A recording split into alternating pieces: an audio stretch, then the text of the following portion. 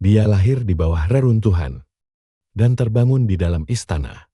Tak ada sosok di dalam keluarga kerajaan Yordania yang lebih misterius daripada Abir Muhaisen, seorang gadis kecil Palestina yang dulunya hidup dalam kemiskinan, hampir kehilangan segalanya dalam sebuah tragedi, hanya untuk tiba-tiba bangun sebagai putri angkat seorang raja, terkekang di sangkar emas. Bagaimana mungkin seorang anak dari kamp pengungsian bisa menjadi saudari dari seorang raja? Siapa yang sebenarnya berada di balik adopsinya? Dan kenapa keluarga kerajaan memilih bungkam tentang kehidupannya hingga hari ini? Abir tumbuh besar dengan kemewahan, berlian, gaun-gaun kerajaan, dan didampingi Putri Haya. Tapi kemudian ia menghilang begitu saja dari istana. Apa yang terjadi padanya? Mengapa tak ada seorang pun yang mau membicarakannya? Apakah kini ia menjalani hidup rahasia jauh dari sorotan? Atau justru menyimpan rahasia kelam yang tak diketahui dunia? Video ini akan membongkar sebuah kisah nyata yang terdengar seperti dongeng, namun jauh lebih nyata daripada film manapun. Langganan saluran ini. Jika Anda siap mengungkap kisah yang sulit dipercaya, tapi pertanyaannya, bagaimana bisa seorang anak kecil yang tak memiliki apa-apa, selain hidup yang telah hancur, tiba-tiba masuk ke lingkaran paling berkuasa di negeri itu? Kisah nyata Abir Muhaisen terdengar seperti naskah film Hollywood. Namun ini bukan fiksi, ini kenyataan, dan kenyataan yang pahit. Saat perang saudara yang berdarah mengguncang Timur Tengah dan menghapus jejak ribuan keluarga, satu peristiwa tragis terjadi, sebuah pesawat penumpang ditembak jatuh dan jatuh tepat di rumah sebuah keluarga pengungsi Palestina. Dari seluruh penghuni rumah itu, hanya 2 orang yang selamat, sang ayah dan anak perempuannya yang masih kecil, Abir ibunya, saudara-saudaranya. Semua hangus dalam kobaran api. Apa yang terjadi selanjutnya? Bagaikan kelahiran kembali. Abir, yang baru berusia 3 tahun, penuh luka dan trauma, dipindahkan ke sebuah kamp pengungsian padat penduduk dekat aman, tempat di mana harapan biasanya terkubur sebelum sempat tumbuh, tapi takdir berkata lain, secara kebetulan, atau mungkin kehendak Tuhan. Pada hari itu, Ratu Alia Al-Hussein sedang berada di rumah sakit terdekat. Awalnya, hanya karena sakit gigi.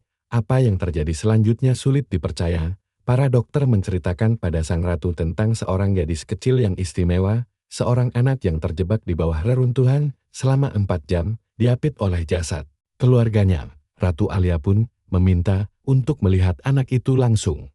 Menurut saksi mata, saat itulah terlihat air mata di mata wanita paling berkuasa di negeri itu. Kondisi fisik Abir sangat memprihatinkan, campak, pneumonia, infeksi, tapi justru rasa sakit emosional yang hampir merenggut nyawanya. Ratu Alia tak sanggup berpaling. Ia secara pribadi mengambil tanggung jawab atas pengobatan Abir. Ia tak hanya mengunjungi Abir, tetapi juga ayahnya, yang miskin dan putus asa, hingga menangis mengaku bahwa ia akan menyerahkan anaknya ke panti asuhan karena tak sanggup merawatnya. Dan disitulah sesuatu yang luar biasa terjadi. Ratu membuat keputusan yang mengubah segalanya, bukan hanya hidupnya sendiri, tetapi juga nasib seorang gadis kecil Palestina. Ia mengadopsi Abir sebagai anaknya sendiri, tanpa ragu, tanpa syarat.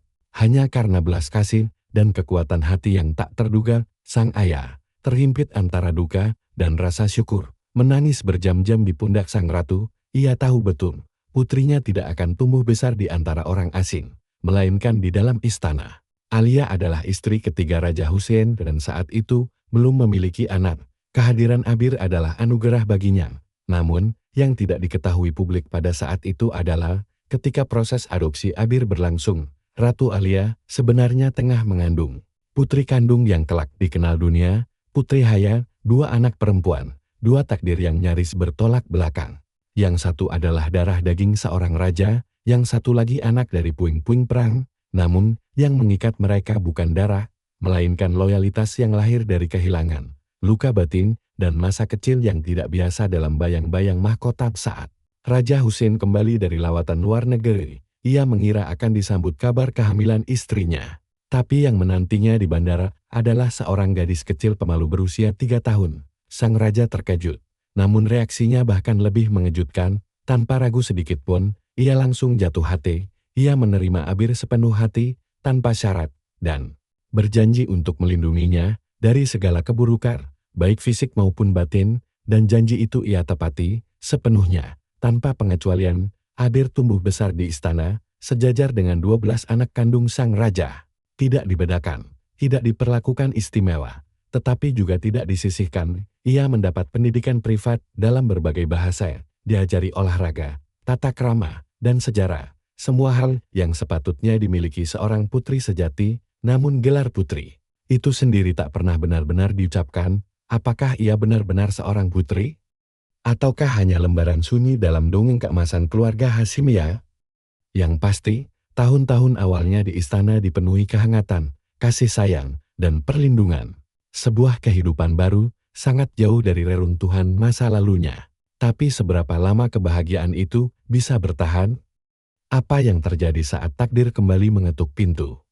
Baru 1 tahun Abir menikmati kedamaian di balik tembok istana. Takdir kembali menghantam, kali ini dengan kekejaman yang tak terduga. Ibu angkatnya, Ratu Alia, meninggal dunia dalam kecelakaan helikopter tragis. Tak ada yang selamat, tak ada perpisahan terakhir. Hanya luka mendalam di hati seorang anak perempuan yang telah kehilangan terlalu banyak dalam hidupnya. Untuk kedua kalinya, Abir menjadi setengah yatim piatu. Dan kali ini, bukan perang yang merebut ibunya, tapi kehidupan itu sendiri. Di masa gelap itulah, justru Putri Haya, adik yang masih kecil, menjadi tempat Abir berpaut. Meski usianya lebih muda, keduanya tumbuh dengan ikatan yang kuat, dipupuk dari air mata yang sama, dari kenangan akan ibu yang sangat mereka cintai.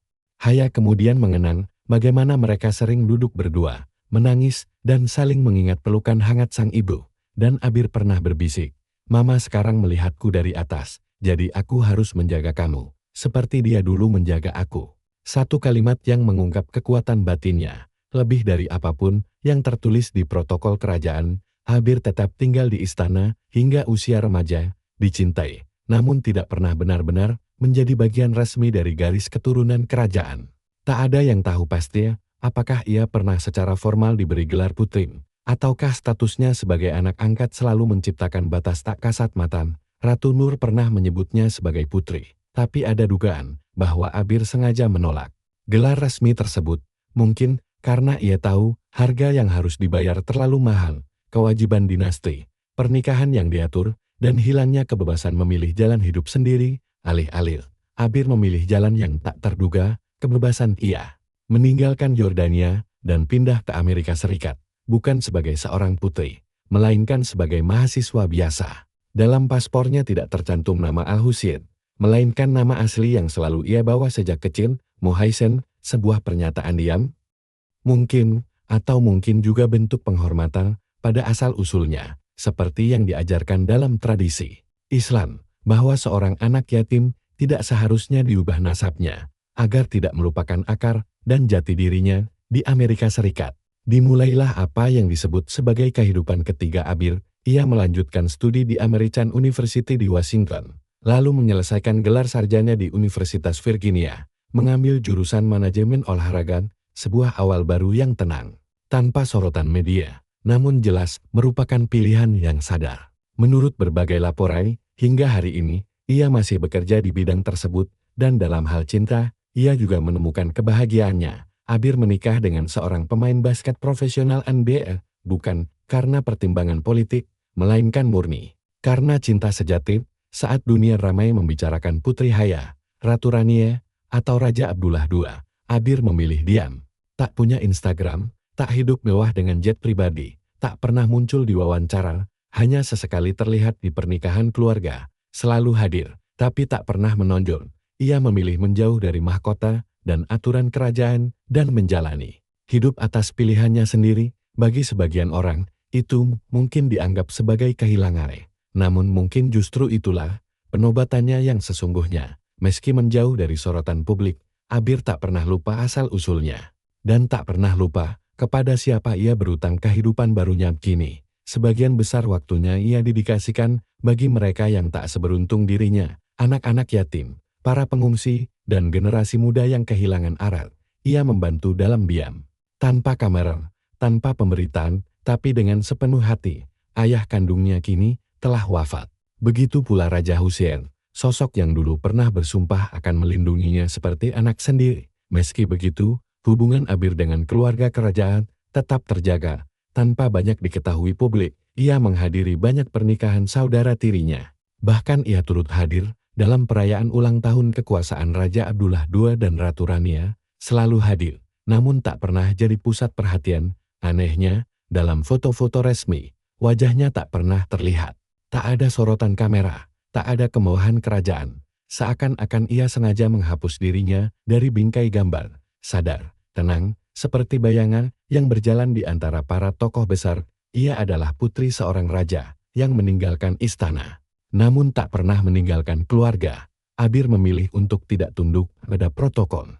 Menolak gelar dan status demi sesuatu yang langka dalam dunia kerajaan, kebebasan menentukan hidup sendiri, kebebasan untuk mencintai siapa yang ia mau, ketenangan untuk tidak perlu sembunyi, dan pada saat yang sama, tak harus menjual kisah.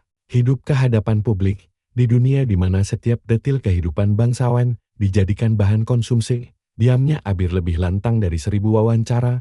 Mungkin itulah yang paling ia inginkan sejak awal. Bukan istana dongan, melainkan kedamaian.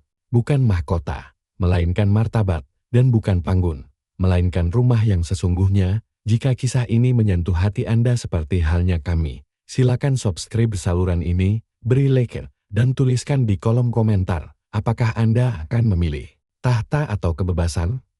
Sampai jumpa di kisah nyata berikutnya, yang terjadi jauh di balik layar kekuasaan.